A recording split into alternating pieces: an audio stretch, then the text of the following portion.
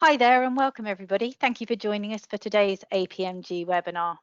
We're on unusual times right now, but I'm delighted that we're in an age where we can still communicate and broadcast, and you can watch and listen to these webinars freely, in spite of the fact that many of us aren't able to join physically at this time. Usually you'll be used to our regular moderator, Mark, who I miss desperately today, and you'll have seen I opened the doors early, so you might have had a little sneak preview of Mel's slides there. I'm Estelle Hicks-Bennett. I'll be your host and moderator today, which is a first for me. No small feat, as I'm joined by regular guest, Melanie Franklin.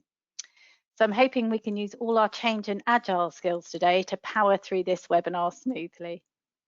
I'm sure we have a few attendees from previous webinars delivered by Melanie who'll be familiar with her background, but for the benefit of those that aren't, Melanie's an experienced practitioner, trainer and consultant in all things Agile, project, program and change management.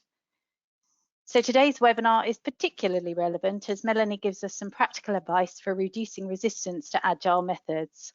She'll address some of the challenges that can be put forward by those resisting change and share some examples as to how she herself has overcome these. She'll also explain how she gains support from all levels within organisations for a move towards agile and adaptive practices. Before I hand things over to Melanie, bear with me whilst I cover a little housekeeping. This session is recorded and everyone that's registered will receive a follow-up email with the recording and slides very soon. Please do ask questions throughout the webinar using the control panel, which you should be able to see on your computer.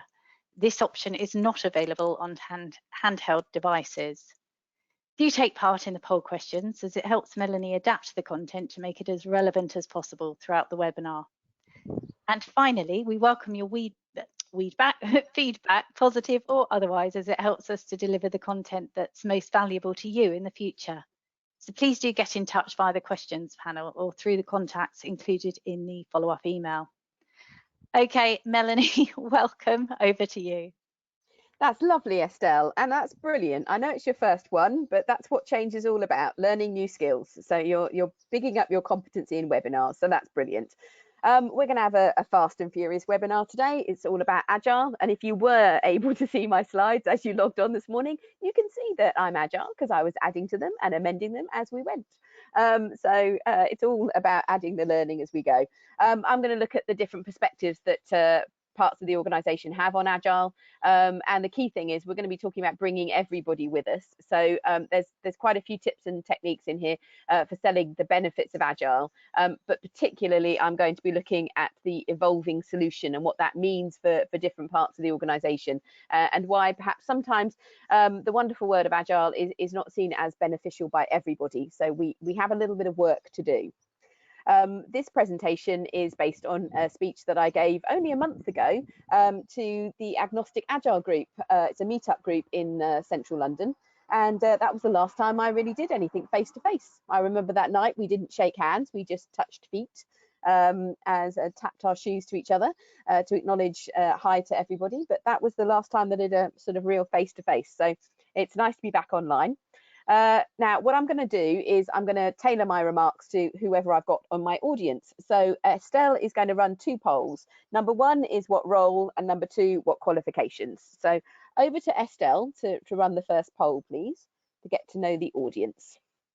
So just tick one of those options so that I can just get a feel for maybe what your perspective is, because that'll help me in delivering the content for this webinar.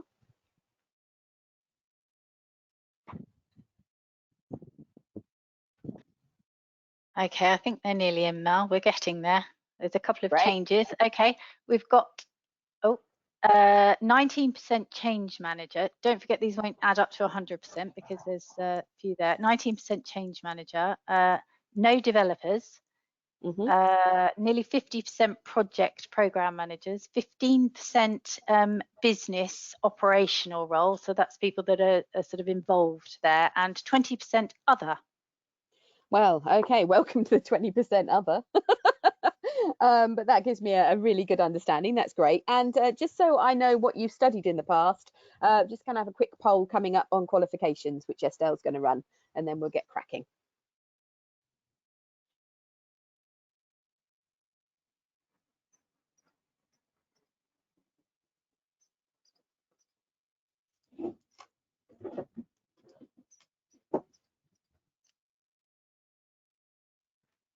Okay, 56% yes, 44% no. Yes to what question? Sorry, do you have an Agile qualification? Sorry, can you not see that, Mel? I I can't apologise. see the polls at all as a presenter. Ah, It's sorry. one of the little Okay, there you go. downsides of this lovely system. Okay, Okay, apologies. so over half of you have got an Agile qualification. Okay, so I've got, half and half. Okay, I can work with that.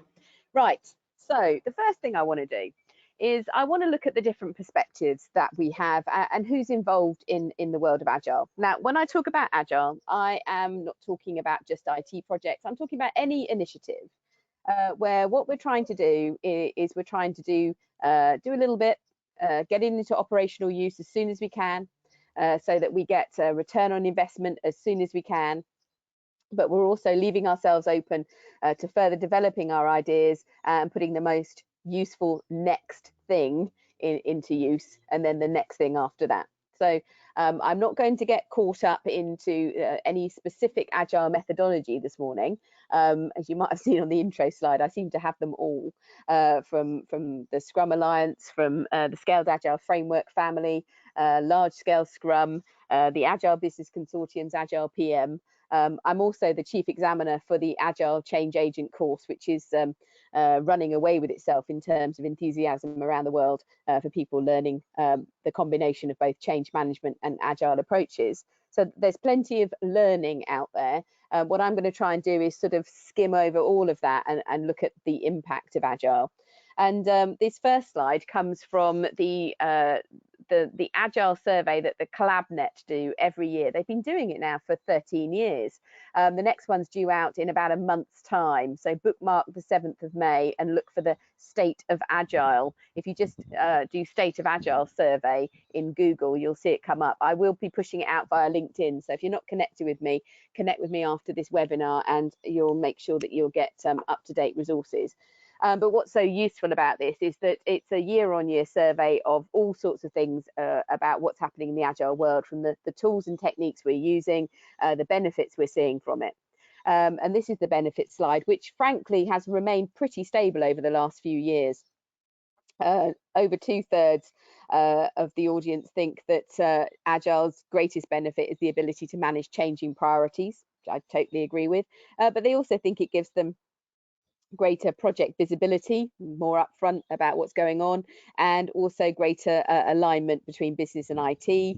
And these are the sorts of things these are really good things. Agile is great. I think Agile is a very common sense approach to the fact that we're in a world of unending volatility.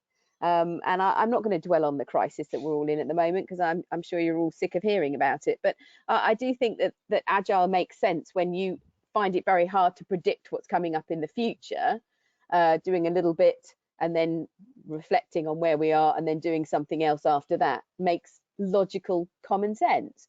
So there are a huge number of benefits to Agile.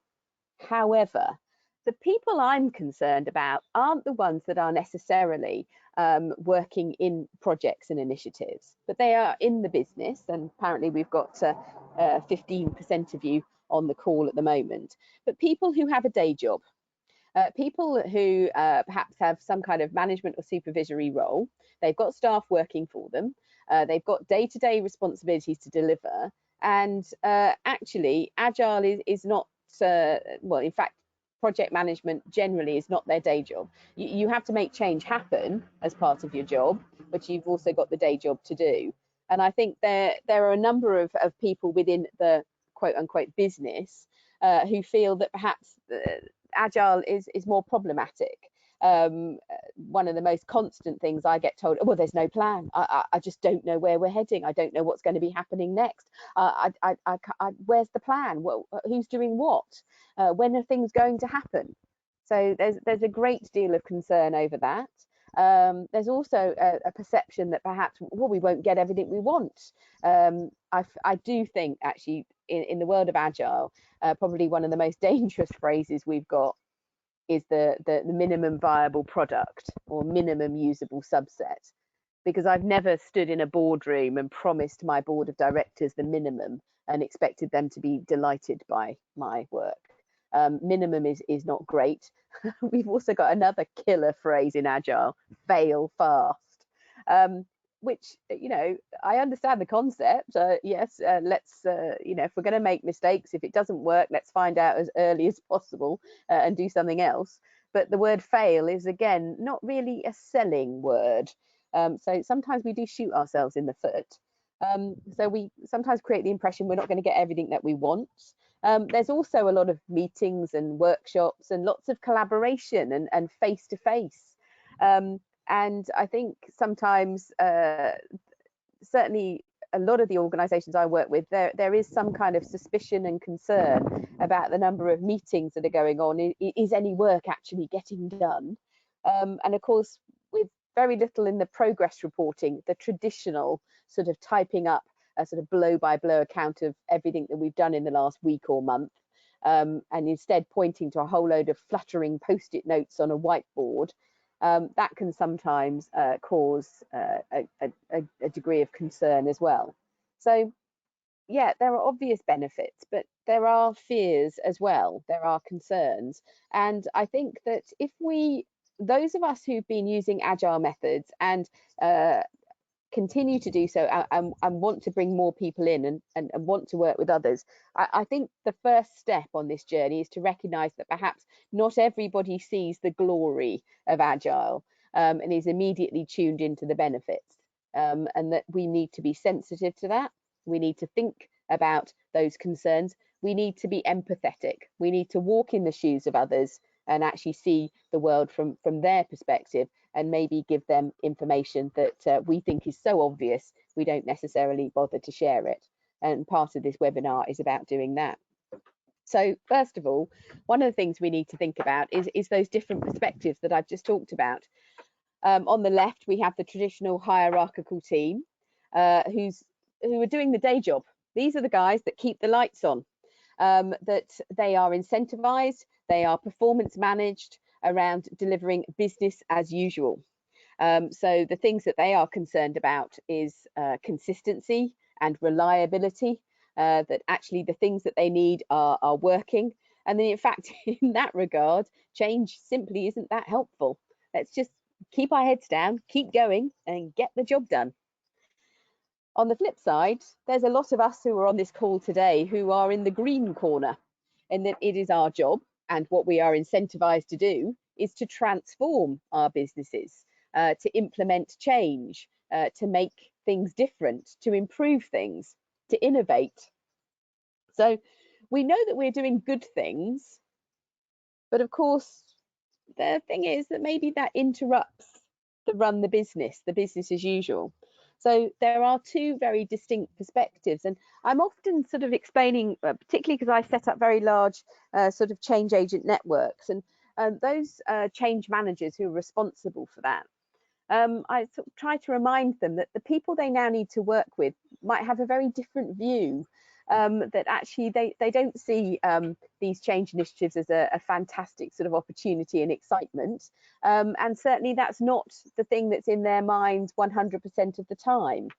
They are incentivized on a completely different set of metrics. Theirs is about getting the day job done. And for that reason, you know, we need to be sensitive to perhaps what their concerns are. And I think that sensitivity is important, because ultimately what we need if we are going to get anything done in an organization is we need what Agile often refers to as the one team culture. But the whole point is that we are working together. I can't put any initiative in place unless I've got support from the business, who are ultimately going to work in the new ways, who are the most directly impacted by my change initiative, because I need them on a day-to-day basis to help me shape the deliverables that the project teams are creating, to have their say. And it's working together to do that. So I need their up-to-date understanding of the business processes to help shape project deliverables. And at the same time, if I'm going to stand a chance of realizing benefits, I need to make sure that those in the business who are going to have to work differently as a result of my project deliverables have actually had a chance to design their new ways of working and to practice and put in place those new ways of working. Otherwise, all we've got is money spent on the project deliverables, but we haven't moved things forward. So we are absolutely together in this. So what I'm really looking for is I'm looking to understand some key people within that sort of more hierarchical authority that we can work on with the team. And I need to make sure that we therefore build that integrated team, that actually we are there, even if they're not there full time, that perhaps every morning I start with maybe a scrum or a daily stand-up meeting where I invite people in, these key people from the business, so that we can ask them important questions, we can share progress, keep them up to speed, and allow them to go back to their day jobs, keeping everybody else around them up to speed on what's happening and laying the groundwork for successful delivery. So first of all, I think we always have to start with the fact that there's a recognition that perhaps we do have different jobs to perform, and we are incentivized slightly differently, and let's understand what this key audience from the business is actually motivated by and what they're responsible for, and let's see if we can work together on that basis. I think it's worth therefore talking about this audience and trying to understand perhaps why there is suspicion and fear about more agile approaches. And I think a lot of us have moved on from the more traditional project management approaches now. And by the way, I'm definitely not going to be the kind of person that says agile is the solution for everything. I think that with a traditional approach, we gather all of our requirements up front, and we use that understanding of the requirements to develop a plan, a step-by-step plan that we can turn into, as you can see on the screen here, a Gantt chart. And what happens is that we will go live at the end of that. And I still think that works, by the way. If you absolutely know what your requirements are, if you know exactly what it is you're going to be doing, I still think that a traditional approach sometimes can be incredibly helpful. So I'm not here to say agile good, traditional bad. But this is the picture that many people have in their minds, at least, of what a project is, that there'll be some involvement up front to identify what they need and what they want. And then effectively the project team goes away into a dark corner somewhere, does all the work, pulls it all together, and then they are handed back in the business a fully fledged solution with all the features, all the requirements delivered. It's delivered as one complete package at one point in time. And therefore they know what's coming, and they can get, there's a lead time, they can get ready for it. And I think that's the picture that we have to have in mind to understand what people are experiencing. What happens, of course, in our agile world is that we start with an idea, we go live as soon as we possibly can. This is the key to the evolving solution, is that we step by step move towards that fully fledged solution. But what we do is we get things into operational use as soon as possible. So we move through each of those go lives, getting something ready for the business, recognizing that certainly as we start work, perhaps we're putting in place things that don't have every piece of functionality that the business are used to. And I think this is a very important part. I'm doing some big enterprise-wide system rollouts at the moment. And one of the things that I keep talking about with some of my key managers in the business is a recognition that when we start turning on the organization-wide functionality, what they are losing is all of the functionality that they've built up locally. For example, if I'm putting in SAP or Salesforce, what's happening is that we might be replacing a whole load of spreadsheets and local reporting. Yes, there's great efficiencies, but of course what the business feel that's happening to them at that moment in time is loss, because they're losing local functionality. And that can be hugely problematic, because they feel that the solution they're getting instead only has part of what they need. so that they feel that they're losing out for a very long period of time, because it takes us quite a while in Agile to catch up with all of the bells and whistles that they are used to working with. We might get there after, it might be 6, 7, 8, 9 sprints. There could be several increments of multiple sprints before we actually get there. So I'm always very conscious of the fact that actually that my project deliveries are not necessarily good news for the business, because they're going, hang on, I'm getting less than I had before, and you want me to be excited about this? So just having a look at these two diagrams, again, this is often what I draw for my clients to do. It's to explain the left hand is probably what you're used to. I'm going to be moving you more towards the right hand. So again, it's just explaining how Agile works in very practical terms for people who are, it's not their day job, and it's not something they need to be worried about.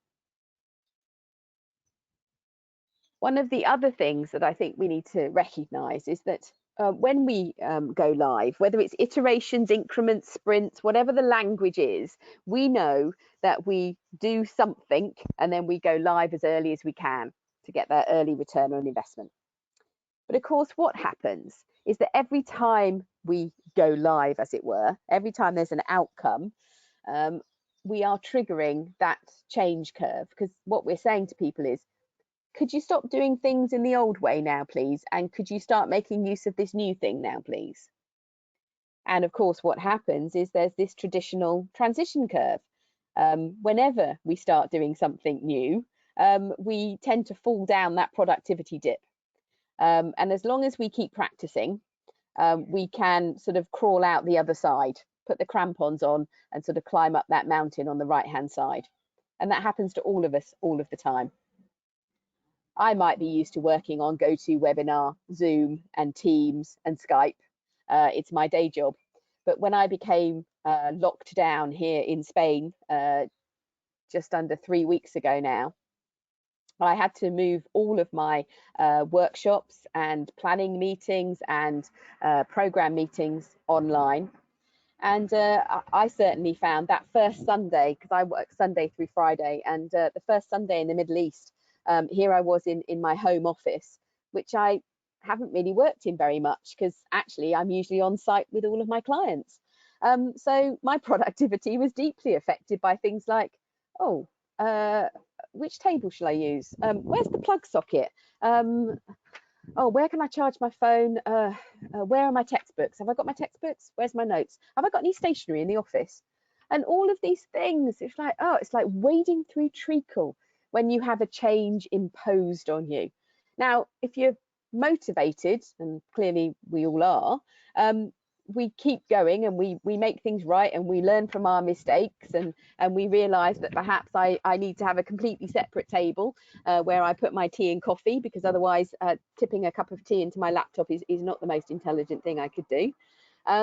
You learn, for example, that perhaps you're going to have to put headphones on, in my case, because otherwise, if I'm just talking into my laptop, it's not like being in my office in central London, because there I don't have 42 kilos of Labrador barking himself senseless every few minutes. So I've learnt, and I've come out the other side. And that's what happens with every change. We dig our way out of what is effectively a productivity dip to begin with, while we're going slowly because we're not sure what we're up to, and we're making mistakes and we're putting them right. And therefore we're not going as fast as we used to. And that's what happens every time we introduce change. This happens at the end of a traditional project, and it happens more frequently with Agile. I think one of the things I always try to do when I draw this diagram for my clients, particularly some of my senior leaders, is to sort of say, if I'm honest, what you're going to find is that you are quadrupling the volume of change that's happening in your organization as you move towards an Agile approach. Because if I've got a more traditional approach, so if I go back to this diagram, you just look at it and you think, well, we go live once, maybe I've got a 9-month project, we're going to make some significant change in the business in 9 months' time, and we can gear up for that. But within the Agile approach, I might be implementing change, maybe not after every sprint, not every 2 weeks, but certainly I'm going to be putting change in place every few months. And so I'm going to triple or quadruple the number of times I effectively force my business into the learning dip. And of course, that's something that concerns senior leaders greatly, because the learning dip, the productivity dip, is stressful for staff, but it also has a depressing figure on whatever business as usual metrics that they are looking at. I mean, if we start introducing new ways of working to a call center, you might very well find that levels of customer satisfaction, the number of calls that they can take, the number of right answers they get to their customers as quickly as possible, falls while they're all struggling to get to use the new system. So Agile is not just an interruption, but it can be sometimes seen as quite a dangerous interruption. So again, just being empathetic, let's keep these things in mind. I've got ways that we can overcome some of these more negative messages, but I want us to set the situation up first on this webinar so we know where we stand. And then the other thing that I am particularly concerned about is the fact that Agile is seen as sort of creating uncertainty, because often the evolving solution that I find as a program director so incredibly useful is that we can put all our effort towards a sort of short-term known deliverable, and then we can evolve the solution and we can build on that. So I don't actually know what I'm going to be delivering after that, but I've got some ideas, but there's not a great deal of certainty, and that's great. That keeps the door open. I can cope with more disruption. I can cope with current situations. So that's fantastic for me as the program director. But my chief operating officer just wants to hit me over the head with something heavy, because what he's seeing is that actually, well, you're not giving me much clarity here, Mel. You know, and frankly, how am I supposed to plan for this? In Saudi Arabia at the moment, one of the diagrams I drew most recently was the fact that with this particular picture, I said to all of those on the sort of project side, I said, this makes perfect sense to us. But I said, we've got to remember that actually for the deliverables that are going into the business, where they directly affect sort of external customer relationships, there needs to be quite a significant lead time of communication. You need to be telling customers that change is coming. And so I can't wait, and I need to be starting to tell them now. So I can't wait while you decide what that change might be. So actually there is a very pragmatic impact on some of my agile sort of planning, in that I do need to plan further ahead than I might want to, because if there's a big lead time in terms of how I get others ready for the change that's coming, clearly I'm going to have to decide what change is coming months ahead of when I would normally do so. I don't think we think enough about that in Agile. We sort of say, oh, the solution's going to evolve. You know, not everybody's happy with that. Actually, sometimes we need to prepare people much further ahead than we thought about. So that lack of clarity can often be an issue. I put on here some of the other pushbacks, some of the other resistance that I regularly experience. And one of those is that an agile sort of roadmap like this can look at never ending. And it is one of the problems that I've experienced with a number of agile teams who they get started and they work sprint by sprint by sprint. They are consistently delivering value. They are delivering new functionality out to the business each time, and that's fantastic. But it is that there's no end in sight. It's almost a continuous improvement process. And I think we shouldn't lose sight of the fact that many senior executives value the concept of a project, of the idea that there is a specific period of time which they need to fund, and then that will come to an end having made a significant contribution to new ways of working. Whereas a never-ending picture can give them a great deal of concern about how they might budget for that and what they're actually committing to in terms of financial impact, the total impact that they're committing to. So again, I think that's something that we need to reflect, and I've got an answer for that coming up. And then I think, you know, as I've said, it's that lack of clarity far enough in the future that we can actually manage sort of the customer impact. So again, it's just saying that Agile's great, but there are things that we need to think through about how others might be receiving their experience of Agile from us. And what I want to sort of start to move and look at is perhaps how we deal with that. The first is, I think that we need a structured process for defining the evolving solution. The evolving solution is, I think we go wrong if what we do is we start to build up the evolving solution from, let's try a few features. In fact, I'm just going to go back to this earlier diagram here, the one on the right. If we build up from a picture of says, right, okay, I've got an idea, let's try this out. Oh, that's gone quite well. Let's build on that. Right, I'll put another idea. Oh, that didn't go so well. Let's not repeat that, but let's add these features and do something else. That sort of incremental agile approach, I think we need to be quite careful. I don't say that it's a bad thing. I think that it's absolutely essential that we respond to live feedback and we reflect that. Things that work, we build on. Things that don't work, we amend.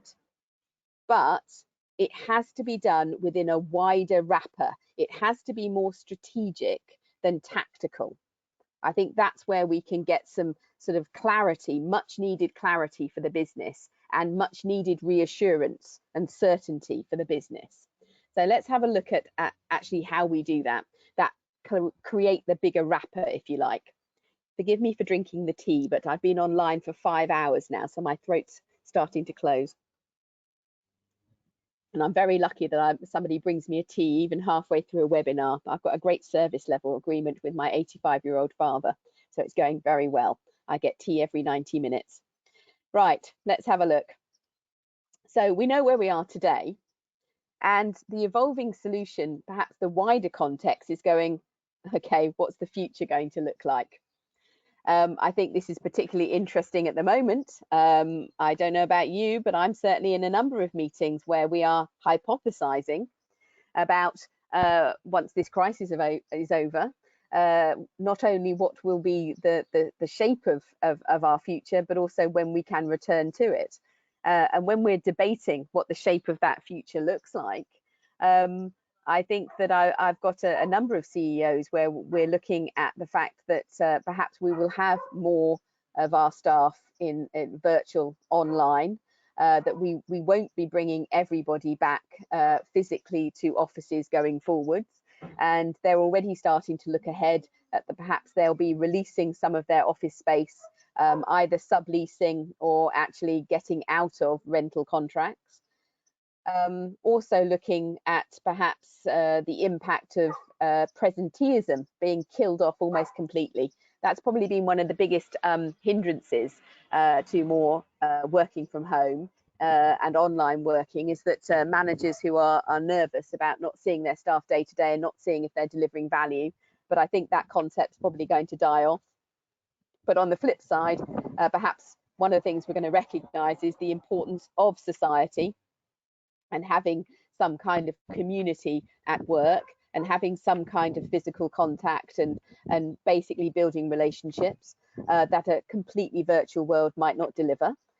So one of my CEOs is already starting to think about how he is most likely going to be moving an awful lot of staff to virtual working, but he's also going to have to put in place sort of regular events where people all come together at the same time for several days, where there is shared working, shared understanding, and then they dissipate again. So he's already starting to think of what that new picture will be. And that's it. We work with what we know at the time. So if I cast forward into the next 6, 9, or 12 months, I know what my end goals are going to be. So I'm thinking about the capabilities that I can deliver for the organization in the wider sense. So at the moment, one of my programs is about creating a greater streamlining of processes, much greater clarity of exactly how things should be run, and being able to cost those out. At the moment, the organization tends to sort of reinvent the wheel every time it wins a big new customer contract. And we're actually saying, no, I think there's something we could do here to further define how we work and then scale it up. So we've got an idea what the end goal is, but of course, what happens is that we start to sort of talk and realize that perhaps you know, that's not the case. And actually, just trying to see here, hang on a sec, the animations died off. That what I need to do is I need to deliver key changes, the first wave of change to meet my current understanding of what the end goal is. But I then recognize that as a result of that, the feedback of that, and of course the wider picture, the horizon scanning that we all do to find out what's happening in our industry, in our market, what our customers want, technologically what's available to us, might reshape that end goal. So then my next wave of change is going to be more in keeping with that. And then again, exactly the same thing happens there. And you see that we get more actually happening in terms of that orange box there. So I think what I can offer with this diagram is a sense to the organization that we've got the bigger picture in mind. So we know where the overall destination is that we're going. So if it's talking about streamlining of processes, for example, greater efficiencies, maybe greater automation, that end goal could have been under the heading of digital transformation. So there's some sort of big picture. What I'm going to do is I'm going to break my understanding of that big picture down. I'll decompose that into more specific pieces of work, and I'll deliver on some of those, the most valuable. So we're back to Moscow prioritization, the most valuable ones right now. But I will come back to you, consult with you, share the learnings, gather your feedback, and we can take a consensus decision on what we think the shape of the end goal now looks like. And therefore, again, I will decompose that and select the most valuable piece of work to deliver on that. And then we'll come back and do this again. So I think that can overcome this feeling of, well, Agile is completely unplanned. I don't know where we're going with any of this. So I think that structured approach is incredibly important. I think the next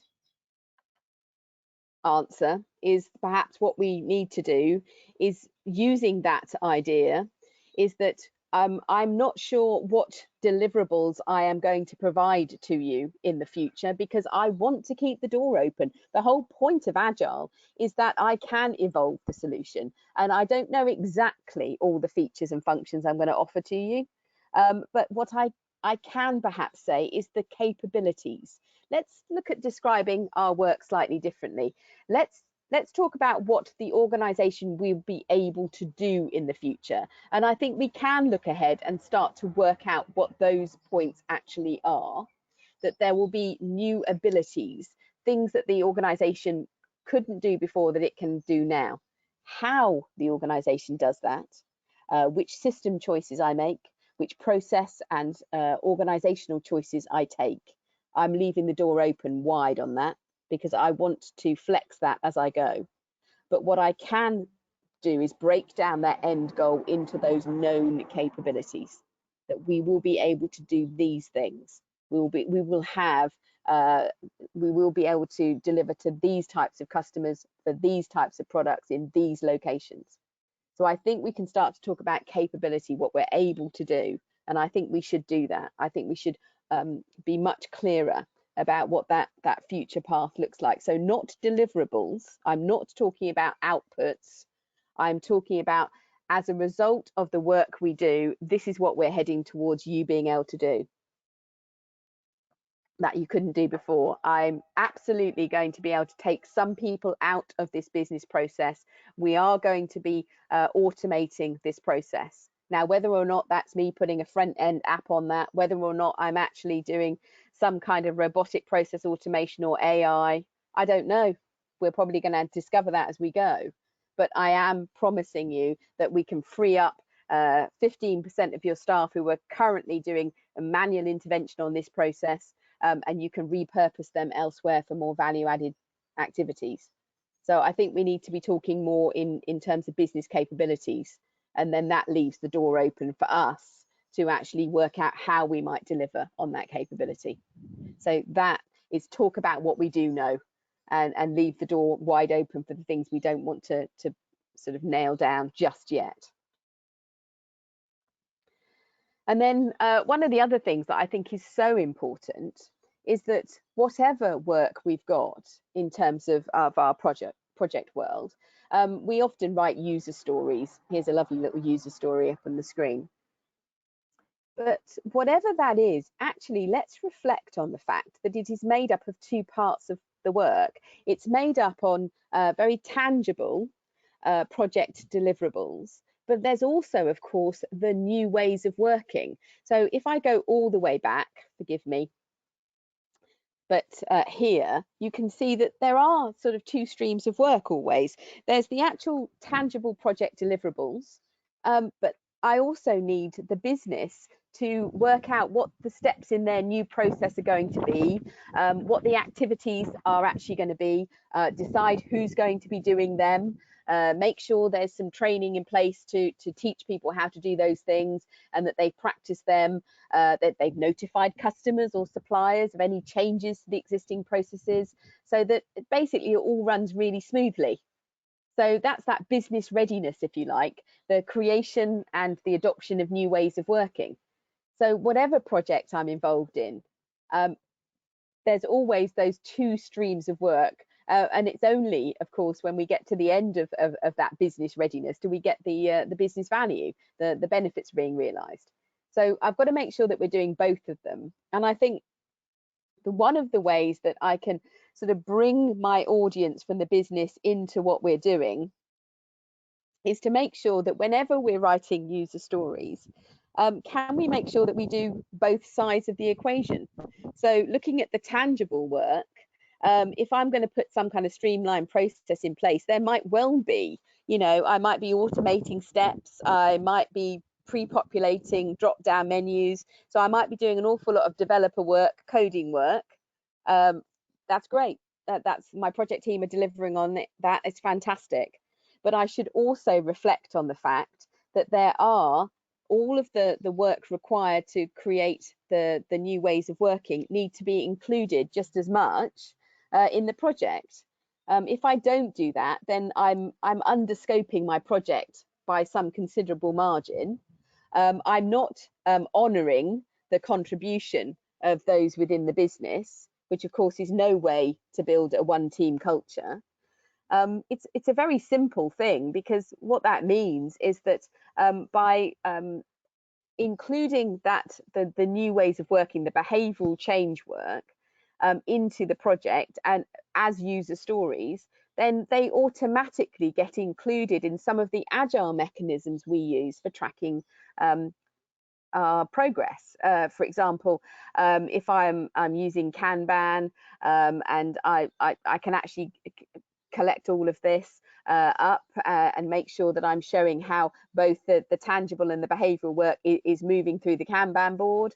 If instead I'm using a product backlog or a prioritised requirements list, that both parts of the work are actually collected together.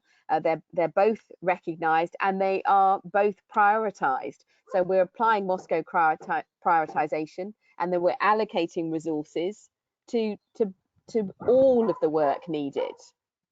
Because I think one of the things we have to recognise is if we don't, then what we're doing is we're falling back into the old traditional project, which is, and I am going to go back again to this one here, which is that what happens is that, of course, too often in the more traditional projects, and I'm sure we've all been guilty of it, me included, we go away, we develop off the back of all the requirements and ideas, we throw it over the wall to those in the business and say, hey, it's ready for use, off you go. And we throw it over the wall at them, and then cause up absolute chaos as they scrabble around trying to put in place these new ways of working. And if we're not careful, if we don't use this concept of perhaps collecting via sort of epics and user stories the ways of working pieces of work alongside the more traditional sort of tangible project work, then we're guilty of doing exactly the same thing.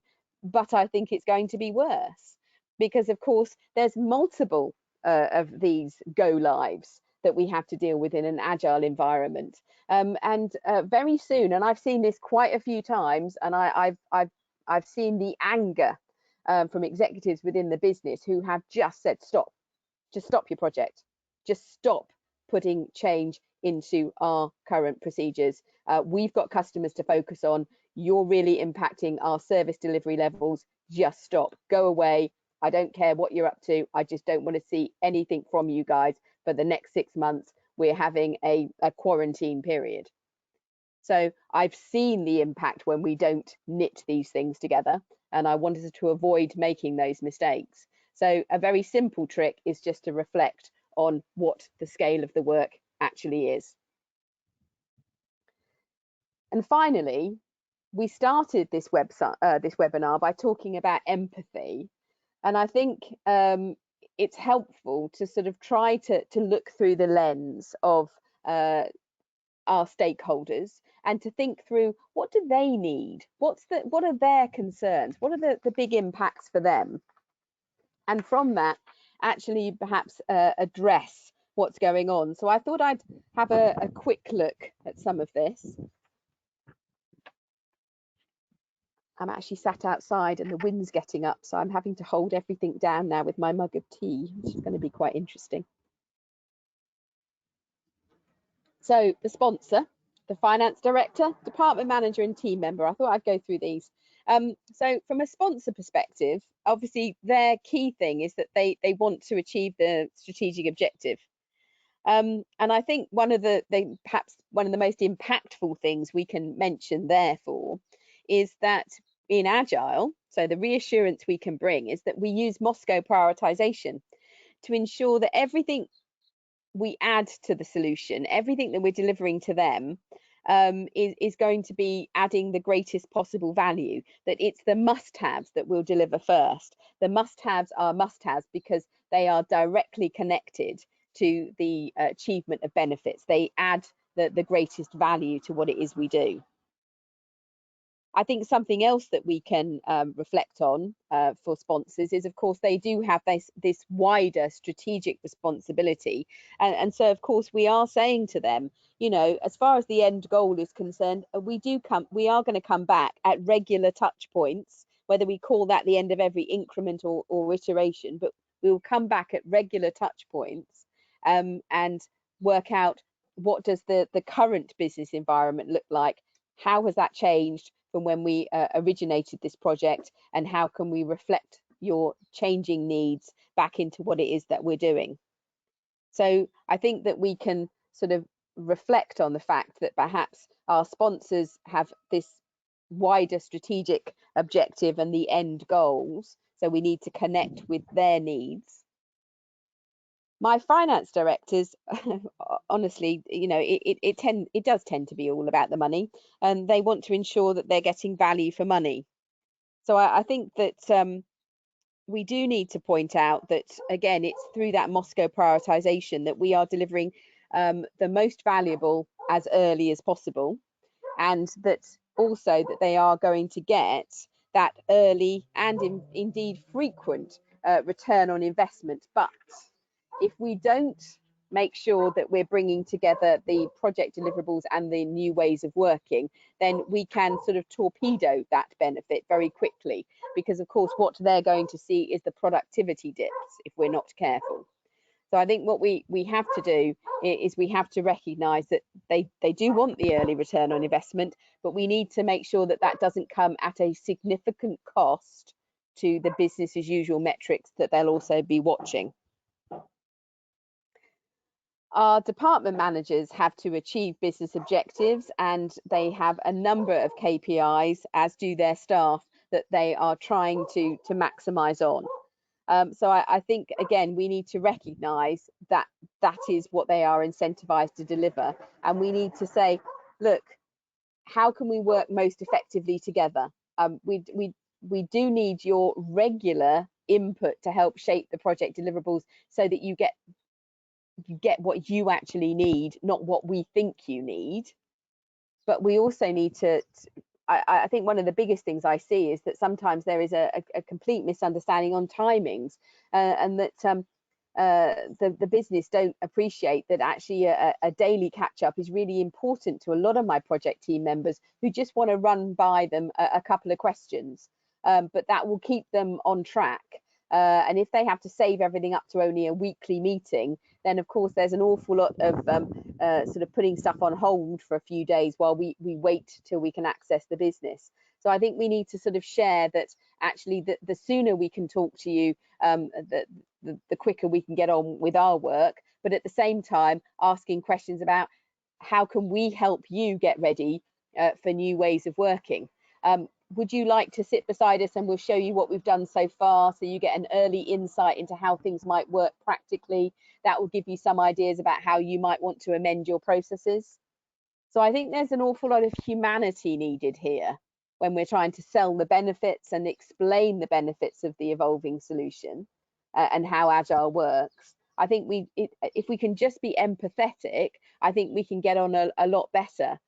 But certainly that idea of recognizing that not only do I need the team members and department managers for their up-to-date sort of knowledge of how things should be working, but also that my project team members can also give them early insight into what those deliverables are going to look like, so that they can already cast ahead and work out how they might be used. It could be a great symbiotic relationship. What I'm trying to always make sure of is that, you know, that there is real value to the business. Now, I've pulled together a sort of dependency network, you know, starting with the evolving solution and sort of looking at what all the benefits are. And if you get anything out of this webinar, maybe this is the one thing that you want to play with, is that perhaps start to have a think about how you can talk about the evolving solution and how Agile works in terms of benefits for those in your business.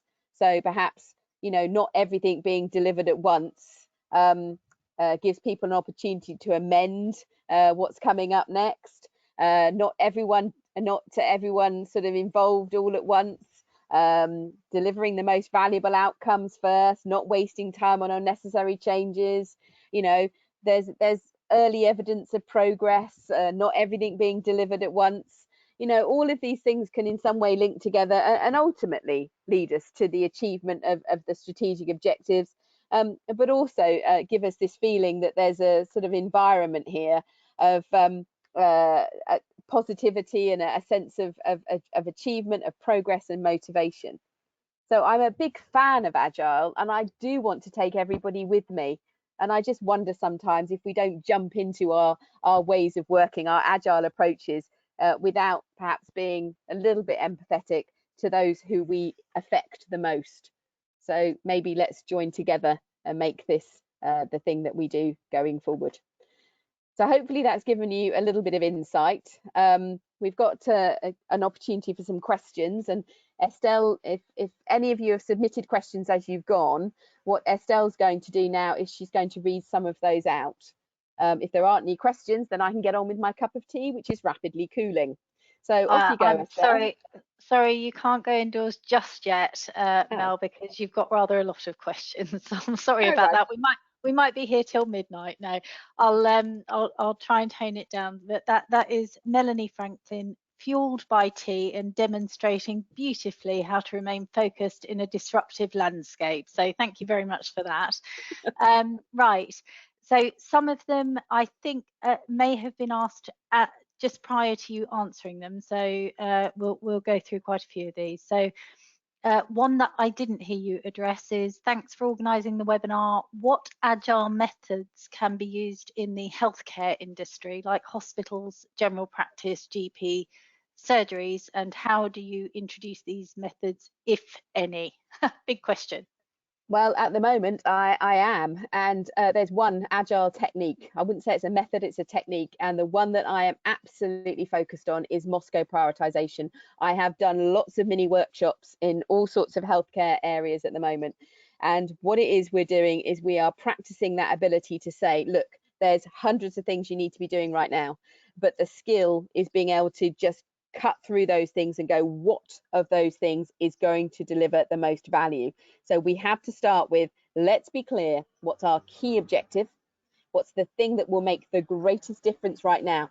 And we need to therefore be able to navigate through all the things that we'd like to be doing that will have a longer term benefit. And we're rapidly going, forget everything else. What's the one thing? If I need to create enough capacity for testing, then what is it that I need to be doing?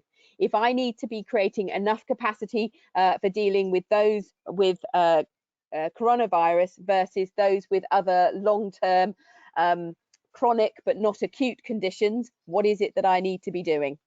And so I think always it's that Moscow prioritization, and I have run lots of mini workshops where we are practicing that and actually making people feel less overwhelmed and more in control by being able to say, look, I've only got 12 hours of a working day, right? These are the things I can get done in these 12 hours. And then tomorrow I'll come back based on what I've achieved today. I'll have another go and pick out the next 2, 3 or 4 things that I need to be doing. So I think that's the most important thing at the moment. Brilliant, thank you. And Jani has asked if there are any downsides related to high cost T&M, time and material. Well, that's a big question. In terms of time and material contracts, I do think we do have quite a significant issue in the Agile world, in that if you've got a large supplier on a time and materials contract, where is their incentivization to help you prioritize and deliver the greatest value first? Actually, what they want is they want to stay on contract all of the time. So I think what we have to do is that is one of the big downsides, is that time and materials contract can act as a constraint. But I think even within that, if we explain that we are moving to a more agile approach, the time and materials contract is still there, but what we can shift them onto, again, it's prioritization. As if nothing else, I can't change the structure of the contract, but what I can do is get people focused on, within that contract, guys, we're working to an agile approach. So what I want you doing is focusing on these things first. I do not want you taking more of a waterfall approach to what you're doing. I actually want early achievements. So I think you have to work, there has to be, if you like, some goodwill in doing that. And that does rely on you building up some very strong interpersonal relationships, some very good stakeholder engagement to be able to do that.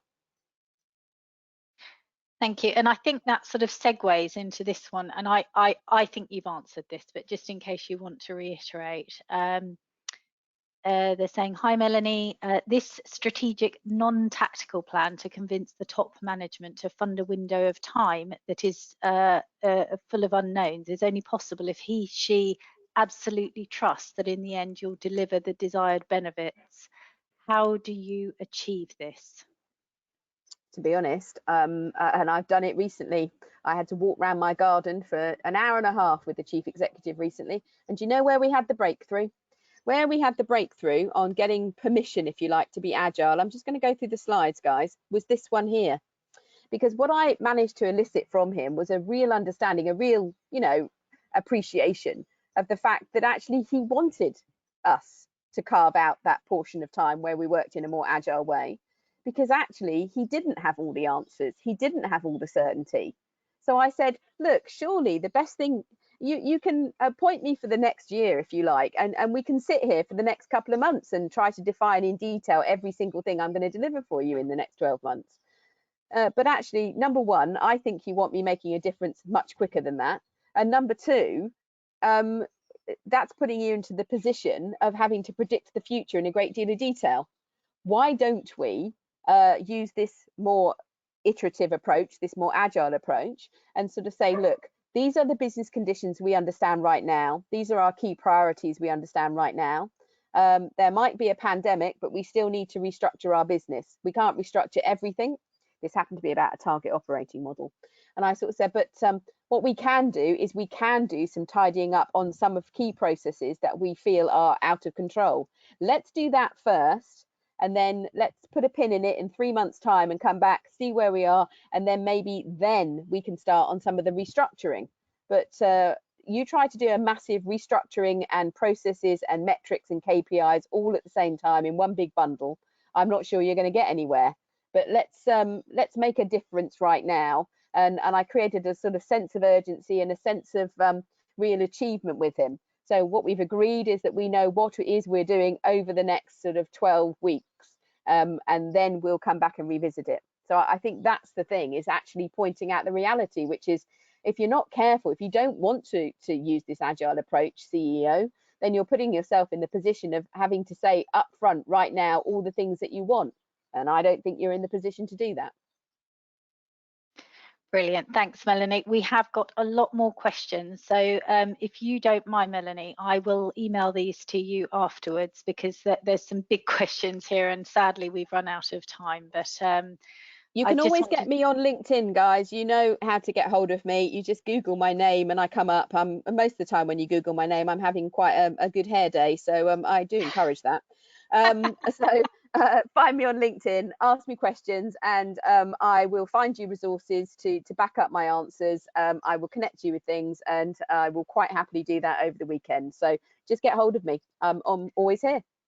Fantastic, that's lovely. And just a reminder that we will be sending out the recording and slides. So that's the answer to another question. And another question is, yes, Melanie does do virtual training, so from her home in Spain. Thank I've had you 50 delegates through in the last couple of weeks. So yeah, we keep going. Keep our heads down, keep going. There's nothing worse in a crisis than looking back and going, gosh, I wish I'd done something useful. So let's keep our heads down and keep going, guys, eh? You'll be pleased to know that we've had people from Spain, UK, Holland, South Africa, India, Brazil, Australia, Romania, Scotland, St. Lucia, Johannesburg on this call. Absolutely loads of people. So thanks very much. Well, I think a bit of a shout out to the Australians then, because you're well into yeah, and I hope you had a beer while you were doing it, guys. Anyway, take care. Stay safe. Bye. Bye.